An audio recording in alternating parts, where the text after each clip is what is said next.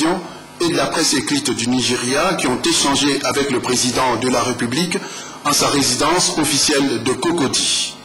Venus sur le terrain pour s'informer sur la crise qui secoue la Côte d'Ivoire, ils ont rencontré toutes les parties prenantes dans la crise ivoirienne, à savoir les leaders politiques, les forces nouvelles, les responsables des mouvements et associations des patriotes et la société civile.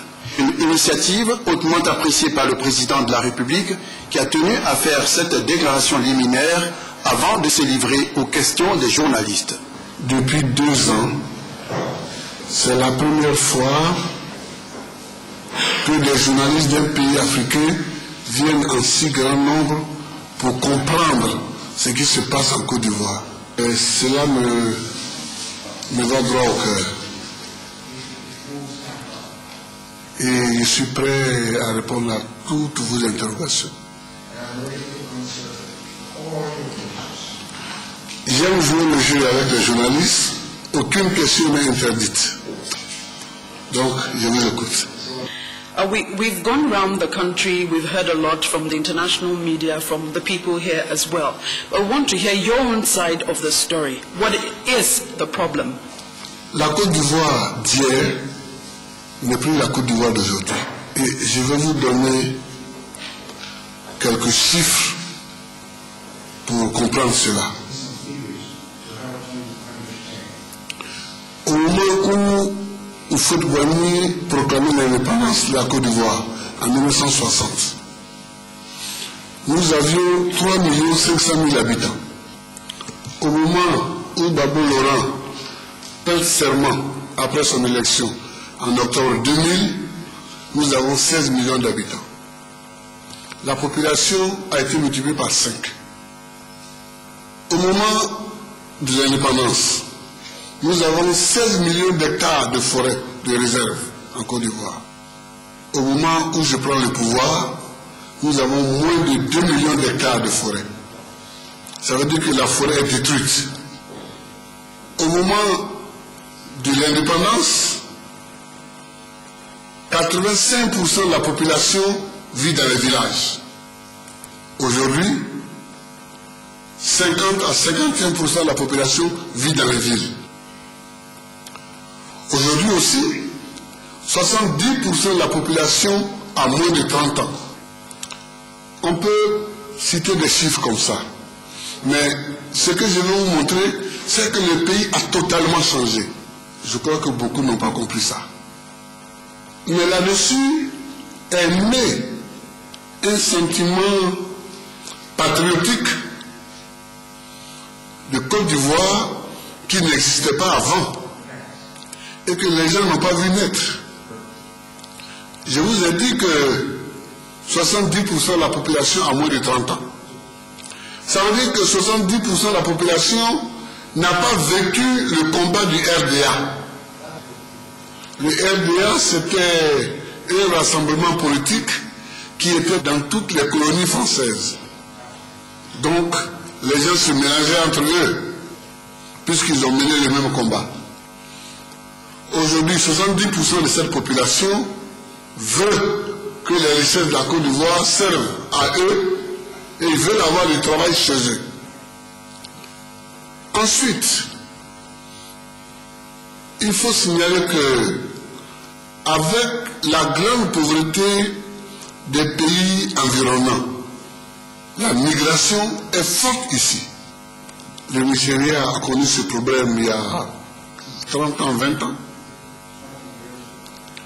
Et nous, on connaît ce problème depuis un moment. C'est là-dessus qu'est venu s'ajouter le problème d'un homme. C'est M. Ouattara qui a dit de façon maladroite qu'on ne voulait pas qu'il soit candidat parce qu'il est musulman. Alors cela a ajouté encore à la grande confusion qu'il y avait dans la tête des gens. Donc, voilà un peu balayer les problèmes qui existent. La Côte d'Ivoire est donc en transition. D'un pays de vieux, il est en train de devenir un pays de jeunes. D'un pays de paysans, il est en train de devenir un pays de citadins. d'un pays d'illettrés, il est en train de devenir un pays de lettrés. Voilà, mes chers amis, les problèmes de base.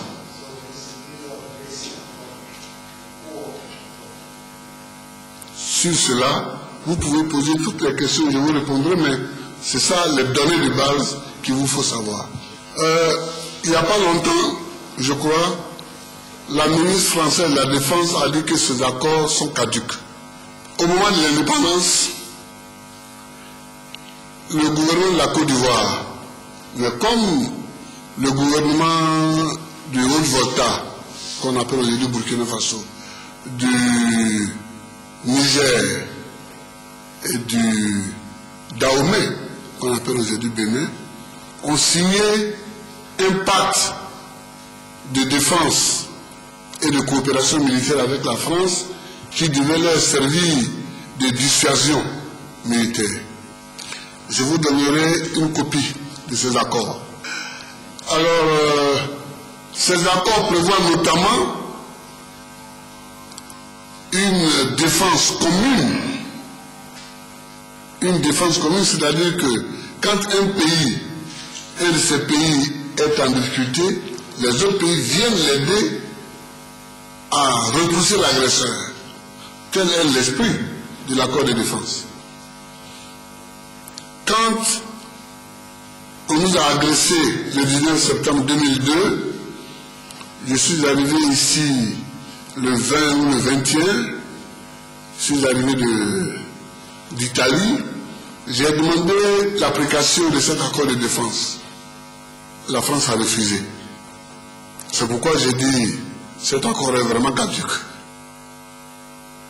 Mais comme il y a une base militaire française ici, au moment où la CEDEAO a signé un accord avec les rebelles et où la CEDEAO devait amener des troupes d'interposition, j'ai quand même demandé aux troupes militaires basées ici de nous aider à faire l'interposition entre les rebelles et nous. Mais l'essentiel de ce que je vais vous dire en tant qu'Africain, c'est que l'Afrique se sous-estime toujours elle-même. Ça, c'était une petite rébellion. Ce n'était pas important. On a fait une réunion de la CEDEAO à Accra. Si on avait appliqué nos résolutions, on n'aurait jamais eu besoin de la France. Mais je vous donnerai aussi le texte de Accra 1. Si les États de l'Afrique de l'Ouest étaient venus avec des soldats pour chasser la rébellion que l'armée ivoirienne avait déjà chassée d'Abidjan, pour les chasser de Bouaké, au bout de 10 jours, 15 jours, on n'aurait même plus parlé de rébellion en Côte d'Ivoire. Mais les Africains, ils sont toujours là, ils attendent d'abord qu'un pays européen parle avant de... C'est ça qui nous entraîne dans tous ces problèmes-là. Sinon, il y a des problèmes qu'on peut régler nous-mêmes. Quand la crise a commencé, j'ai demandé à certains pays voisins, que je ne vais pas nommer, de me donner même quelques petits hélicoptères. Ça suffisait pour finir le problème. Ils n'ont pas voulu. Le président Obasanjo, à qui je n'avais rien demandé, effectivement, il m'a envoyé 3 bombardiers Alpha Jet. 3. Mais, quand il nous a engagés dans une voie de négociation avec les rebelles, après il a retiré ces avions. Les 3 avions sont restés chez nous à peu près une semaine, mais sans avoir jamais servi sur le théâtre des opérations. Je vais d'abord vous dire une chose qui va peut-être vous surprendre, mais quand vous dites l'opposition ou le gouvernement, de qui vous parlez? Parce qu'ils sont tous dans le gouvernement. Ils sont tous dans le gouvernement. Les rebelles sont dans le gouvernement. Les RDR est dans le gouvernement. Le PDCI est dans le gouvernement. Le MFA est dans le gouvernement. Le FPI est dans le gouvernement. Alors, qui est aujourd'hui le gouvernement et qui est l'opposition?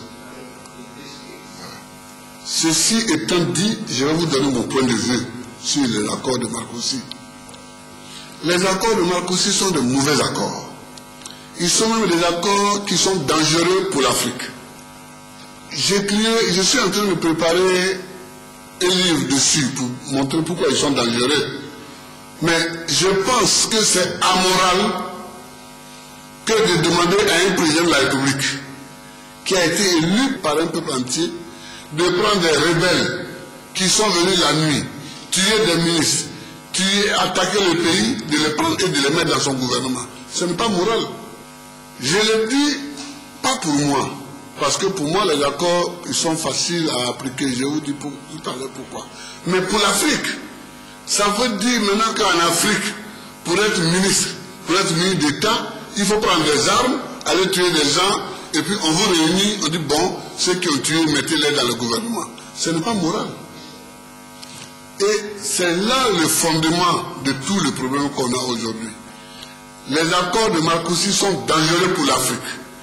Tant qu'on n'a pas dit ça, on ne peut pas avancer. Mais comme j'étais saisi à la gorge, que je ne sais pas quoi faire, j'ai accepté de les appliquer.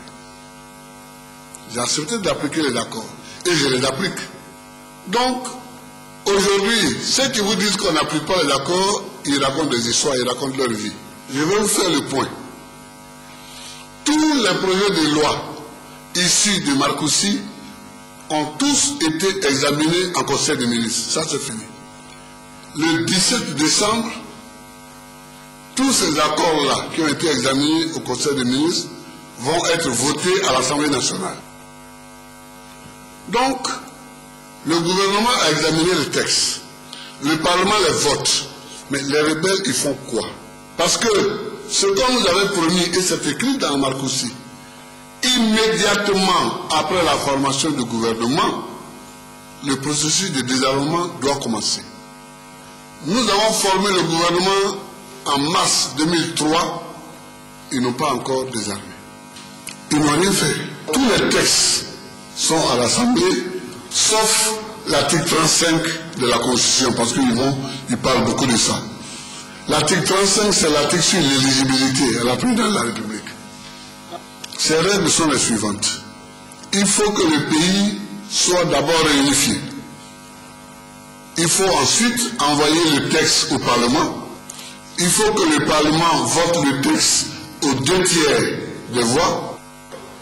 Et ensuite, il faut envoyer ce texte au référendum. Ça, ce n'est pas moi qui dis, c'est écrit dans la Constitution. C'est pourquoi je n'ai pas encore envoyé le texte au Parlement, ce texte-là au Parlement, parce que tout simplement le pays n'est pas encore réunifié. Voilà tout le travail que nous avons fait, on a fini. Moi j'ai fini ma part. J'attends leur part pour que le pays soit réunifié et que nous puissions préparer les élections. Parce que chaque fois qu'on approche des élections, on crée un problème. Nous voulons aller aux élections.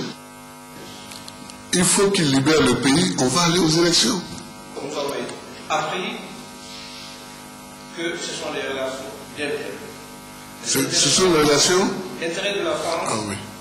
Ici, en Côte d'Ivoire. Nous savons aussi qu'il y a une certaine dichotomie au niveau de l'Afrique de l'Ouest. D'un côté, les francophones et de l'autre côté, les anglophones.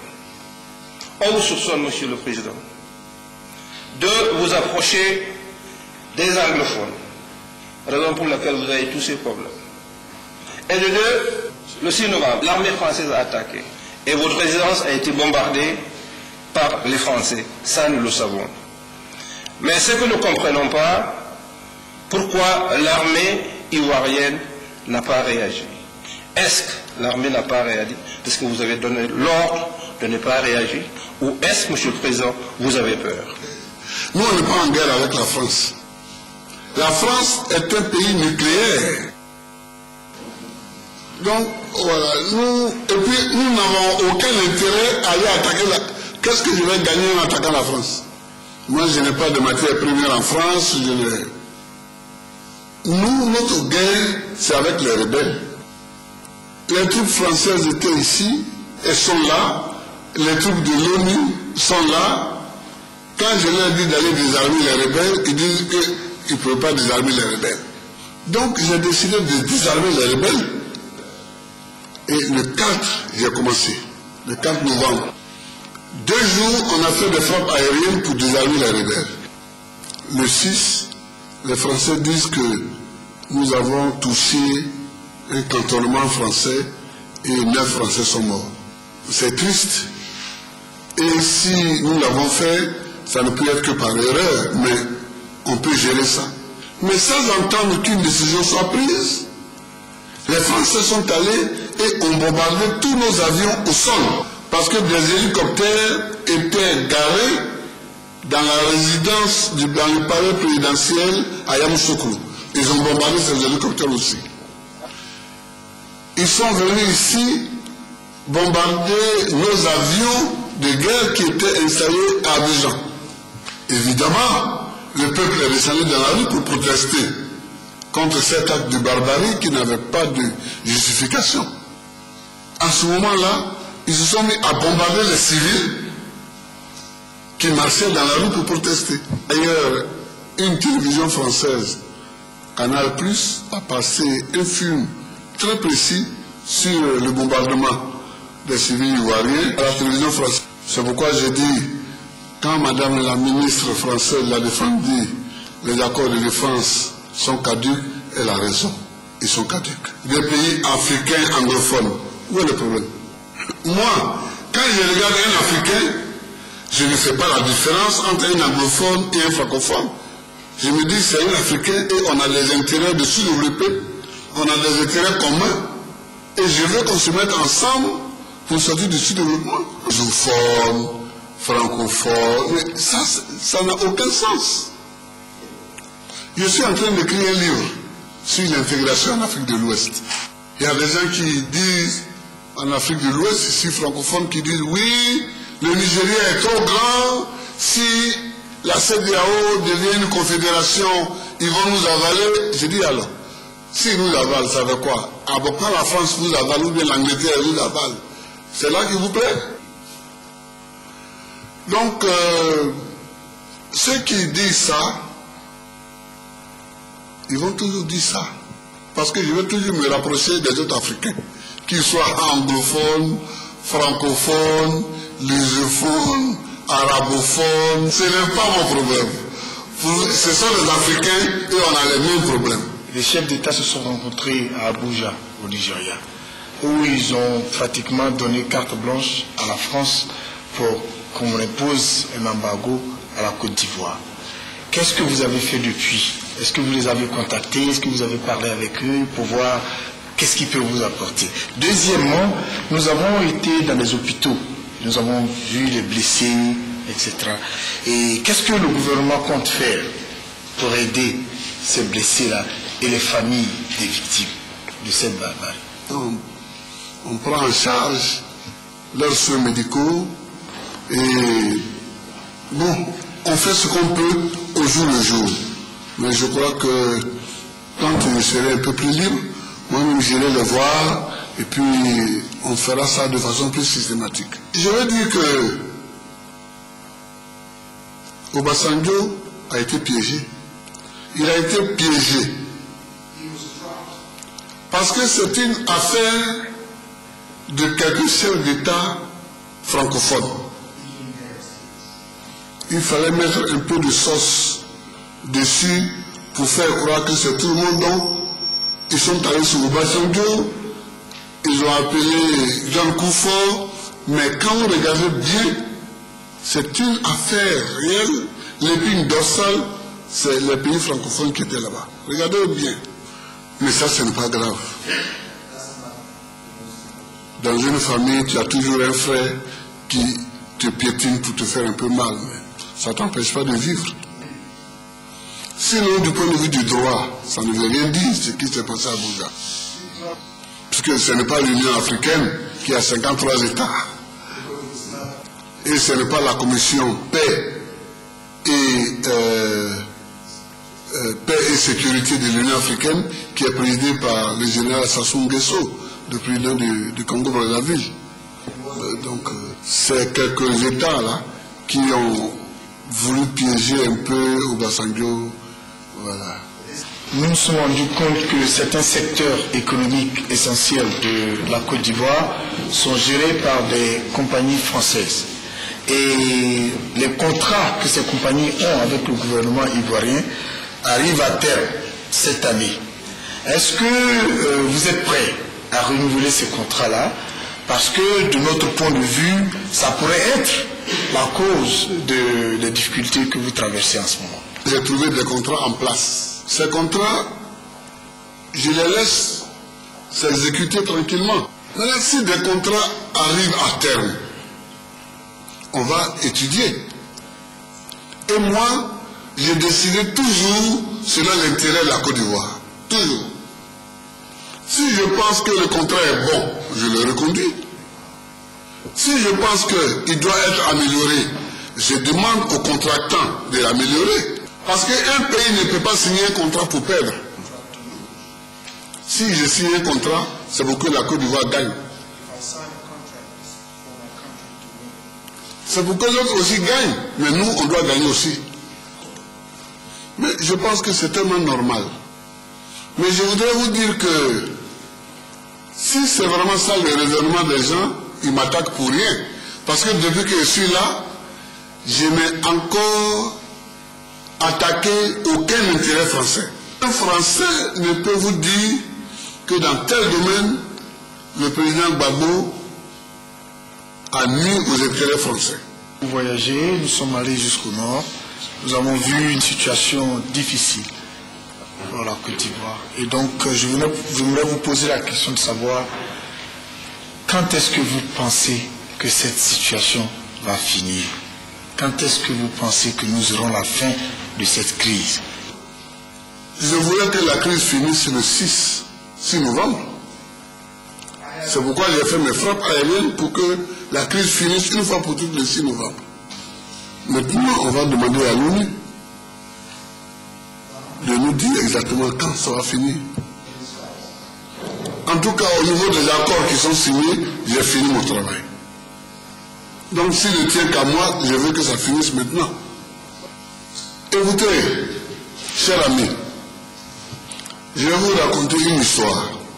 Il y a une histoire qu'on raconte ici, en Côte d'Ivoire, et que moi aussi j'ai raconté plusieurs fois.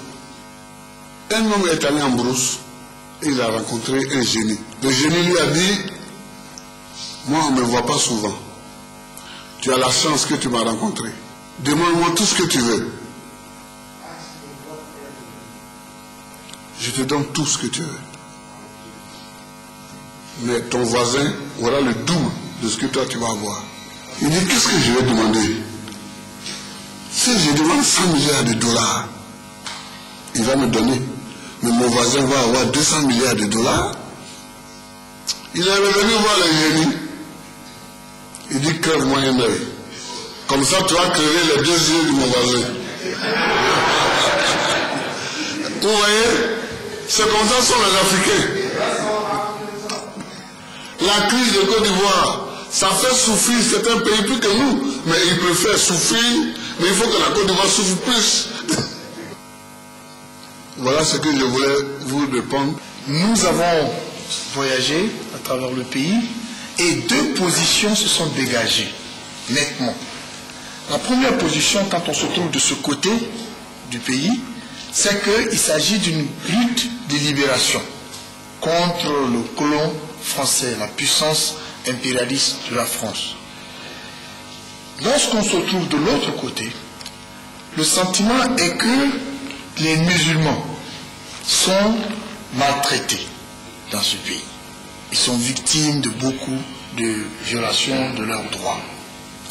Et l'impression qui se dégage, c'est que les deux camps ont des positions figées. Bon. Tout le monde reconnaît que vous êtes président élu, donc il vous revient de faire en sorte de trouver la solution pour rapprocher les deux positions afin que le pays puisse aller de l'avant. Est-ce que vous pouvez nous proposer des pistes? Ceux qui disent que les musulmans sont tellement maltraités, ils ne sont pas dans la vérité. ils ne sont pas dans la vérité. Ce n'est pas ça la cause de la crise. Il y a des faits où les gens briment les musulmans, c'est vrai. Je vais vous expliquer ce qui fait que souvent les policiers, les gendarmes sur les routes briment certains gens du Nord. Dans toutes les frontières, chez vous comme chez nous, les peuples sont des deux côtés de la frontière. Tu trouves les peuples du Nigeria, tu les trouves au Niger. Tu trouves des peuples du Nigeria au Bénin. De la même chose pour le Cameroun, etc. Mais avec le Ghana, avec le Libéria, ce sont des pays anglophones. Donc les noms s'écrivent de façon différente. Quelqu'un qui s'appelle Kwame en Côte d'Ivoire et un autre qui s'appelle Kwame au Ghana. Le Kwame de Côte d'Ivoire, c'est K-O-U-A-M-E accent aigu. Le Kwame du Ghana, c'est K-W-A-M-E. Donc quand un policier voit les papiers, il sait qui vient du Ghana et qui vient de Côte d'Ivoire.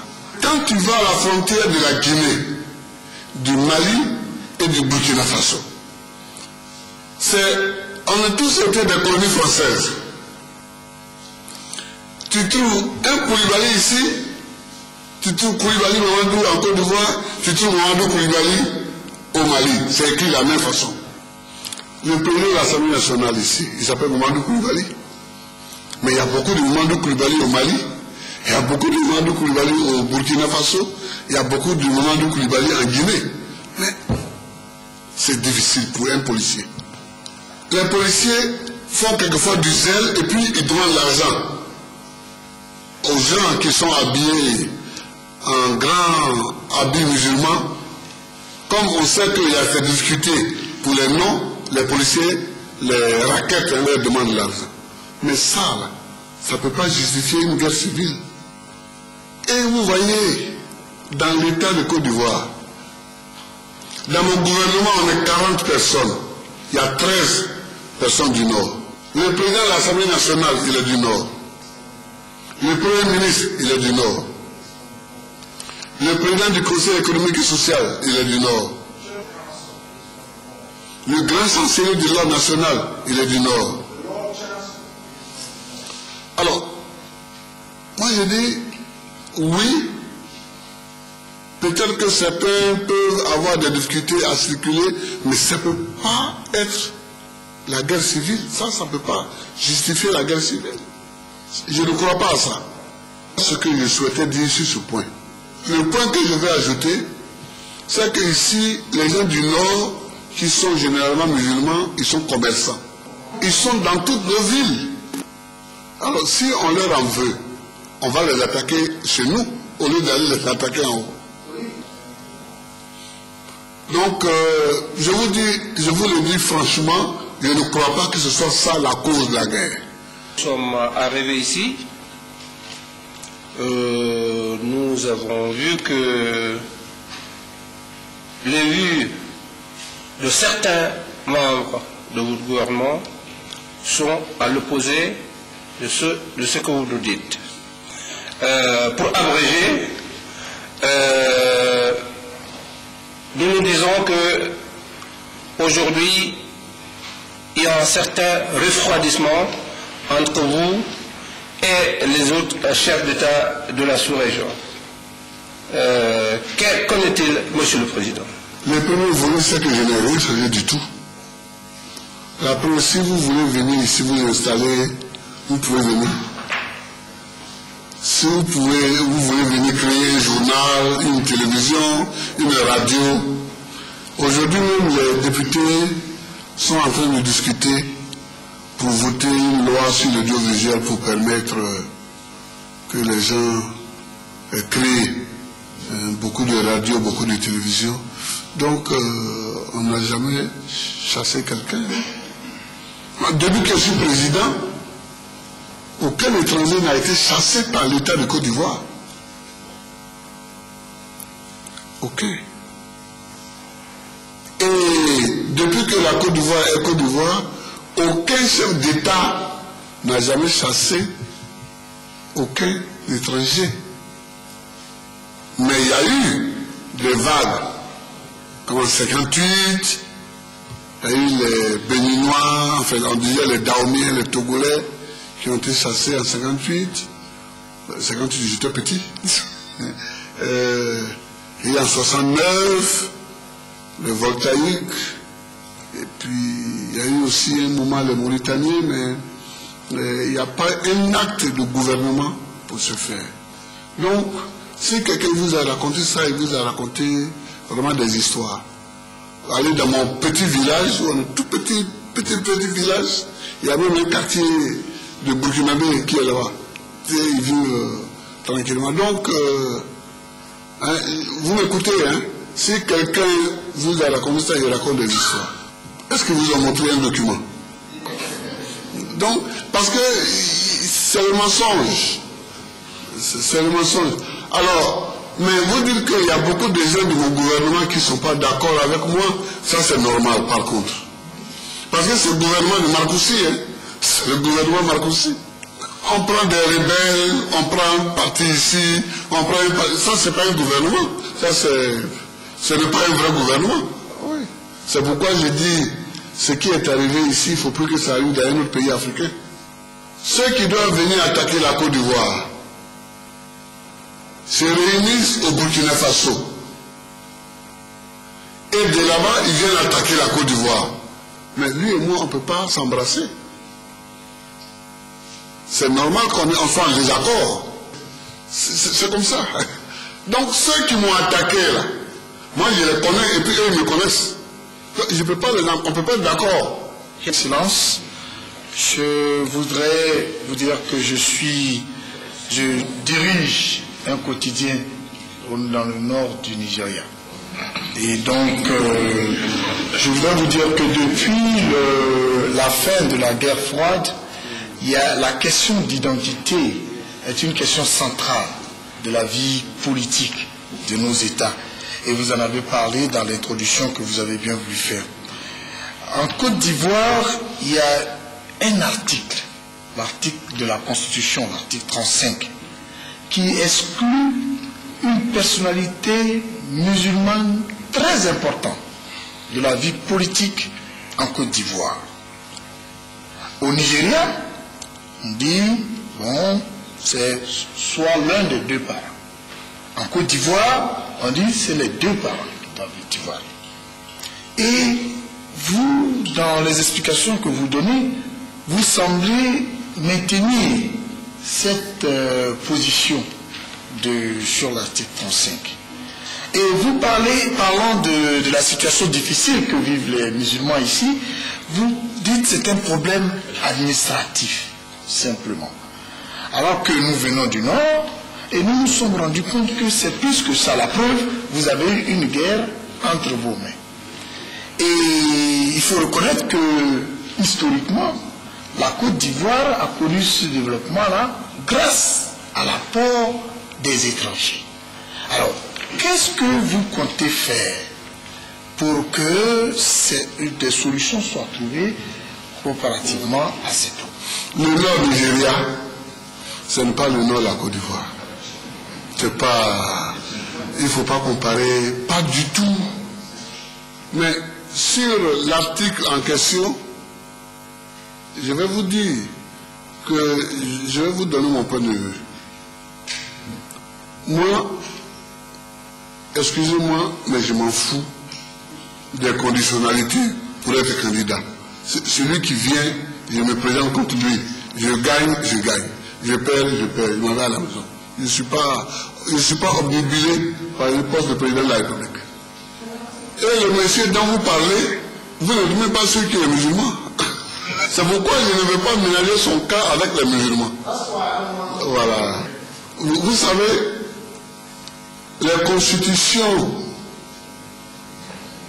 africaines, la plupart des constitutions africaines, il faut les regarder, surtout celles qui sont écrites en français.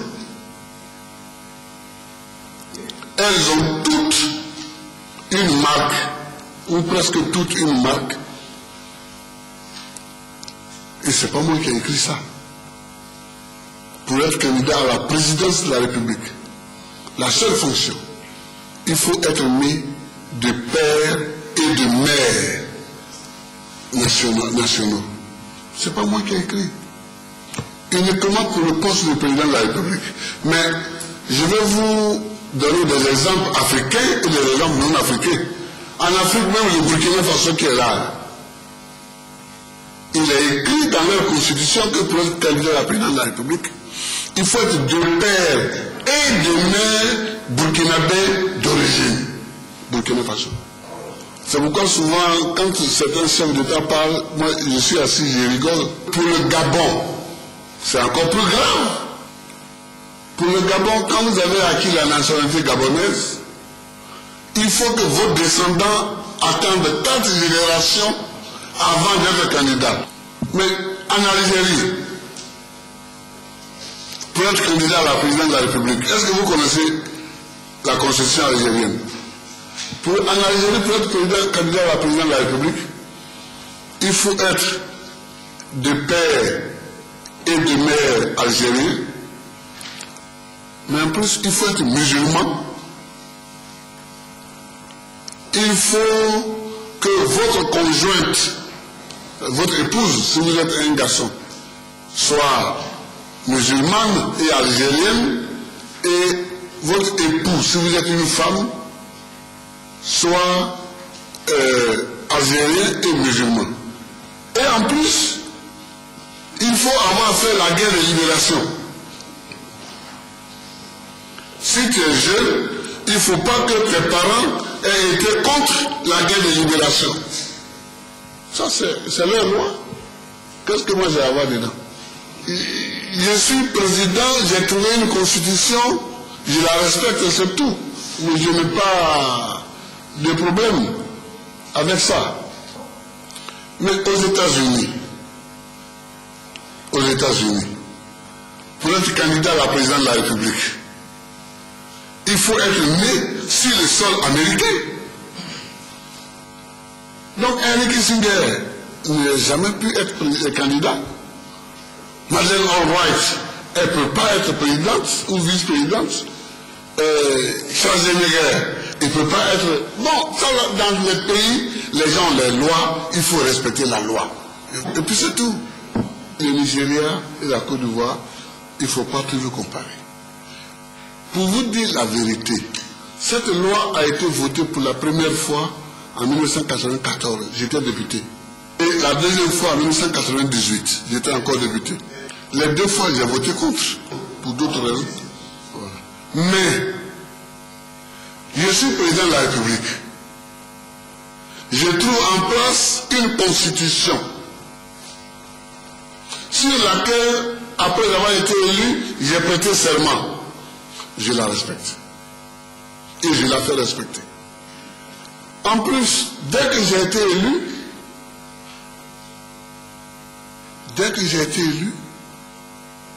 j'ai créé un forum de la réconciliation nationale pour que chacun parle.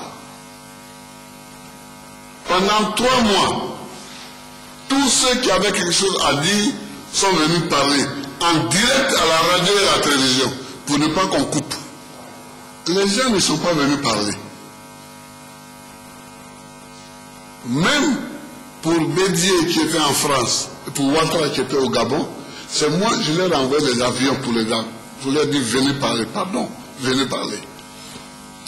Aujourd'hui, les gens ils prennent les fusils, mais ce n'est pas normal. Excellence, Monsieur le Président, nous avons rencontré le Premier ministre qui nous a dit que les choses étaient très difficiles. Et le président Thabo Mbeki arrive justement pour aider à la résolution de la crise. Monsieur le Président, vous avez été étudiant en histoire, vous êtes professeur d'histoire, et est-ce que vous êtes prêt à faire des concessions en tant qu'historien pour faire avancer les choses? Moi, je suis très serein aujourd'hui. Je pense qu'on va avancer. Parce que, vous voyez, Les gens ont tenté un coup d'État, ça a échoué. Ils ont tenté une guerre civile, ils n'ont pas gagné. On est obligé de leur dire, mettez balle à terre. Et puis, une fois qu'on a mis balle à terre, que le pays est réorganisé, venez, on va rediscuter. Qu'est-ce qui ne va pas? On va discuter. Il faut toujours discuter. Et moi, je suis prêt à discuter toujours. Mais on ne peut pas régler un problème en mettant le fusil sur la table du président pour dire si tu ne fais pas ça, on ne laisse pas le fusil. Si tu ne fais pas ça, il faut faire ça. Non. Vous laissez votre fusil, vous vous asseyez, et puis on discute. Parce que le pays, la Côte d'Ivoire, c'est comme une pirogue. Nous sommes tous dans la pirogue. Il y en a qui pensent qu'ils vont faire tomber la pirogue. Mais ils ne savent pas que si la pirogue tombe sur la mer, eux aussi vont mourir. Ils ne savent pas ça. Donc il faut comme ça dans la pirogue. Mon rôle, c'est de leur dire non. Doucement. Doucement. Doucement. Discutons. Je pense qu'ils vont comprendre. Ils vont laisser les fusils. Et puis, on va discuter. On va aller aux élections. Mais après, il faut qu'on continue aussi de discuter. C'est lui qui a un problème. Il faut qu'il pose le problème. C'est lui qui a un problème. Il faut qu'il parle. Qu'il pose son problème. Non, ça va aller. I'm sure, ça va aller. Excellence, Monsieur le Président, j'aimerais vous poser une question à deux volets. Les personnes qui vous soutiennent posent souvent des actes de vandalisme sur les résidences, les bureaux des opposants politiques. Qu'est-ce que vous pouvez dire sur ce sujet-là? Deuxièmement, quand vous vous réveillez le matin et que vous voyez que vous êtes à la tête d'un pays qui est divisé, comment vous vous sentez, Monsieur le Président? Premièrement, je condamne tout acte de vandalisme. Un homme normal ne peut pas applaudir un acte de vandalisme. Mais je doute fort que ces actes-là soient posés par les gens qui me soutiennent. Parce que la guerre dure depuis 2 ans. Et depuis 2 ans, il y a des manifestations pour me soutenir. C'est aujourd'hui seulement qu'il y a des vandalismes, il y a des actes de vandalisme. Donc moi j'assume en tant que chef de l'État, mais je suis sûr que ce n'est pas ceux qui me soutiennent et qui manifestent depuis 2 ans. Ce n'est pas eux qui font ça, puisqu'ils n'ont jamais fait ça. Vous me dites la deuxième question, quand vous vous réveillez, que vous voyez que le pays est divisé, comment vous sentez-vous? Je dis, mon pays est en train de se fortifier. C'est la remarque que je fais chaque matin. Parce qu'après ça, après cette crise-là, je pense que plus personne ne tentera un coup d'État. Surtout, je pense que plus personne n'essaiera de faire une guerre civile. Il y a des moments où dans la vie d'un pays, les crises comme ça sont importantes pour donner la force au pays. Il ne faut pas les souhaiter. Mais quand elles arrivent, il faut y faire face avec bravoure et sérénité. Que seraient les États-Unis d'Amérique aujourd'hui s'il n'y avait pas eu la guerre de sécession? Mais ici en Afrique de l'Ouest, quelle serait la puissance du Nigeria aujourd'hui s'il n'y avait pas eu la guerre de sécession? Les pays les plus forts, les plus solides, ce sont les pays qui ont traversé les épreuves les plus difficiles. La prière que je fais chaque matin en sortant de ma maison, c'est de dire à Dieu merci de m'avoir choisi pendant cette période.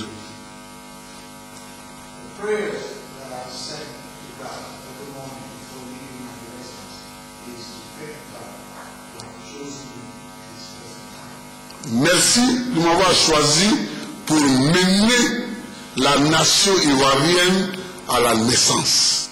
Parce qu'après ça, la nation ivoirienne est en train de naître. Je vous remercie.